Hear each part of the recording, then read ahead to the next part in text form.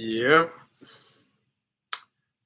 Today will be the first episode of On Our Politics. Today will be the first episode. I will try as much as I can to present the Nigerian political brouhaha the best way I know how.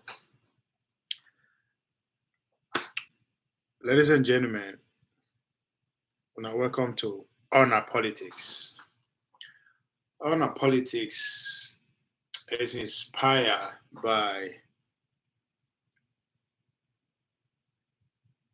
we, the Nigerian people, because even though we are practicing democracy, matter of fact, people die to make sure we have what we have today. People die so that me and you can have a voice, not just have a voice, but take part in the process. But along the line, the few people, the few elites were able to make it so unattractive, make the process so unattractive to every one of us so that we will not be involved. And the common phrase where they always tell us to say, it's dangerous. Politics is evil. Politics is not for good people. But one thing we know the ask or we're not putting into consideration is that but it's the only process we have to make sure we all live together in harmony and progressively move forward to wherever destination we want to be, go to as a country, since we are here to even start to build a nation. But 2023 is peculiar, and a special election that is coming on 2023. It's special because there is going to be a new sheriff in town. Malam Buhari will be stepping out after 8 years. He will come on for a new person. And interestingly, because we, the general masses, and the young people of Nigeria in particular, the so-called lazy Nigerian youth, don't care about the process and how it's done. We find it difficult to separate the noise from the signal. I said that because throughout last year, where we, the Nigerian people, supposed to form either alliance or find a way to organize and come together, but most importantly, put the pressing issue that affect us on the table, analyze and as the day go by. But no, we decided to key into the antics of the elite, as I would say it, which is the resurgence, the resurrection of Biafra, led by our own honorable in Kanu. And before you know it, my brother from the West, the Yoruba, decided to start their own agitation too, led by Igboho. And when all these things start happening, I particularly said, this is politics. We no fall for all this noise because it is politics. This is people, individual group of people that are fueling this with the sole aim of occupying the media space, the internet, so that we young people can get busy. By so doing, we left the real things untouched, the real issues untouched, which is the coming of a new sheriff. Who is this sheriff possibly going to be? They will succeeded because they run the media, they control everything. The elites, they succeeded in shifting our attention. We begin scream and shout and kill ourselves in the name of Biafra. We want to go. Same thing with Igbo. we want to go. Where would they go? I don't understand. That was the noise all throughout 2021. Thanks though, answers, which give the sea another direction again. But today we are in 2022 and the picture is becoming clearer. That all those things are noise to take us away with the majority from what is coming, what they are cooking. This is February 1st, the first quarter of what I call the quarter of consultation. Guess what? They are not consulting me and you. Because we ain't got nothing to offer. We don't get anything to offer. We don't have the numbers. Yeah, you can disagree with me. Oh, Nigeria, the young people are about 60 to 75% of the country and all. That's bullshit.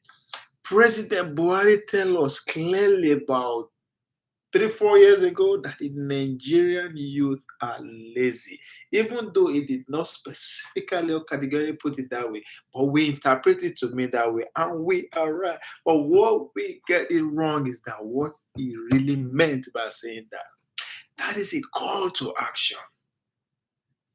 That is him telling young people, hey, I am ready to actually hand over the presidency to somebody that you people will present before me. If you guys can put your differences together and organize. When they say Nigerian youth are lazy, this man is not saying that we are not resourceful, it's not that we are not individually, that we are not hardworking. That's not a fact. We all know that Nigerians are hardworking anywhere they are, anywhere you find it. But guess what? Another fact.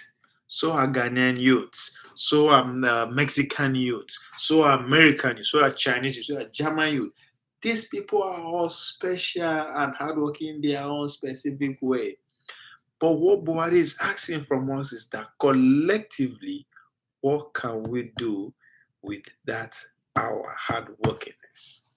But we mixed the point. We started going after Malam Buhari. How dare you say we are lazy? In fact, how dare you choose to go say it in abroad and rubbish all our name? We keep forgetting that this man has every right qualified to call us a Nigerian youth lazy. Why? Because this is a man from his teenage days. He is being front and parcel of what the country that he won. He did not just fought for the country that he won. He led a coup to make sure he become the leader of that. And before we even get to where he became president, that was in his early 40s. This is a man who has already controlled the mantles of leadership in his 20s as a captain, as a governor, as an administrator of a state in his 30s, and eventually become president head of state in his early 40s. So for him to come out and say Nigerian youth are lazy, you know what he's talking about. Because during his days, they were not happy with how the country is going on. What did they do? They team up, they organize, they take it the way it is being done there, which is the military coup. But today he's telling us, you guys can do this. You guys can reclaim the country that you want. This is a man who came to become the president in his old age. You don't weak, you don't old. But one thing that we gave him, that make us give him that vote, is because we believe it's credible. It's not corruptible. It's Baba Jeje. Which, even though I disagree with him, because I don't believe a leader being clean, if those who you are leading are being wayward, I will hold you responsible. This man ran PTF, Petroleum Trust Fund, didn't they? Yes, he can say he did not steal anything, but what happened to those that are working under him? Well, that's a discussion for another day. But yes, he had the right to call us lazy, but we could not do anything with that. Instead, we went AY. We started insulting him. We started misinterpreting everything. But fast forward to today, the men are in consultation across the length and breadth of that country. Even abroad, Tinubu is in London today, consulting with APC in London. Guess what? They don't forget me and you for street. They are not consult. I not blame them. Even me too, I will not consult us because what do we have to offer? We don't have the number. We are not together. We can't even produce a local government councillor as it is now without their input. How we going for them to lend us money to either sponsor that candidate or anything? If by any chance we are going to have a president who is not formally a military guy, who is not somebody who is in his 70s or above, if we are lucky to have a president that is reasonably young, 50s, 60s, it is not going to be our doings, but rather that of the elite. They will present it before us, and we will not get choice than to vote for that person. We lost it when we came into this agitation bullshit. Knowing that, come on, man, it's never gonna happen. But if there's anything that agitation is succeeded in doing, that succeeded in sinking that part of the region deeper than it has ever been in terms of the presidential race. These people never had a taste of the number one since 1966 after Agwe Ironsi. And they allowed Nnamdi Kanu to just keep sinking in it. Hey, would you respect to our Mazi Nnamdi Kanu? I give him respect. I respect him a lot for one obvious reason. He has succeeded in bringing what is laid there, the Biafran agitation, to the mainstream. Educate a lot of young teenagers, young Nigerians who don't know nothing about the Biafran struggle. I give him that. What does that transpire to? What does that lead that region to? Nothing. They are the first people to declare for Nigerian presidency too for COP 2023, led by Magalu, who is a typical Igbo man. He is the first person that declared for the race. Pious annual follow suits, just like that. But again, these are the people who are making noise that we want to go just a few months ago. Deceive us and those that are from that region.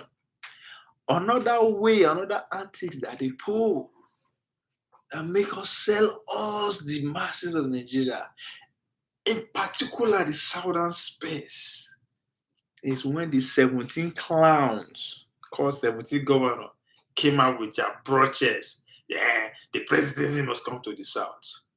What are that nonsense? Where in the world, for God's sake, you demand for presidency when you don't have what it takes to make that move? But I know why they did it. They just they sold us out. Because fast forward to today, these men are back on their individual ambition, individual interest, consulting here and there for their individual selfishness.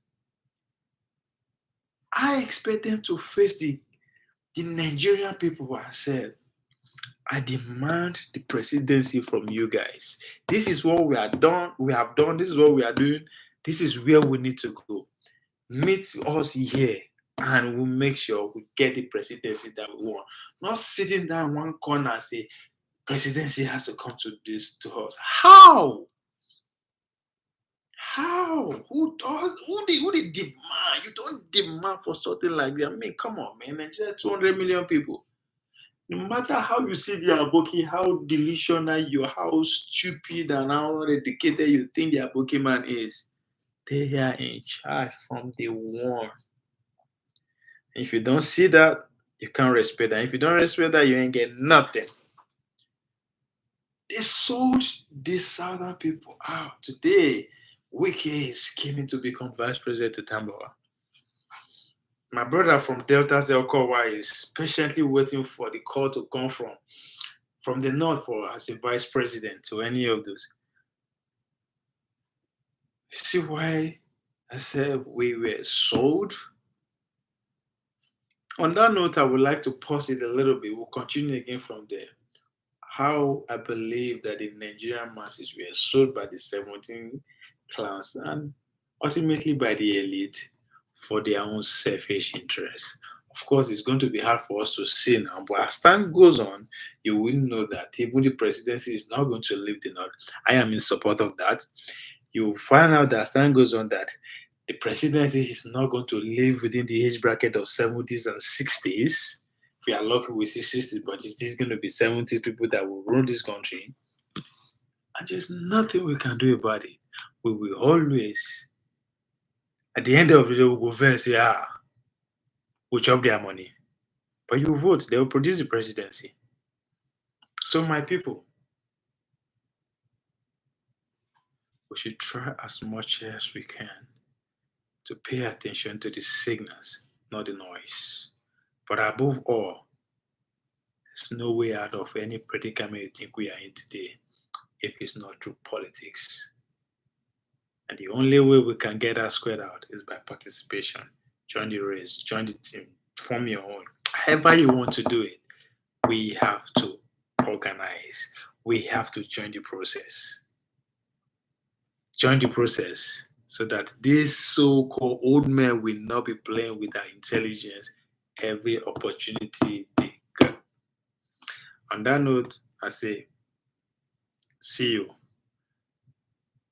how the Nigerian youth and masses were solved before 2023.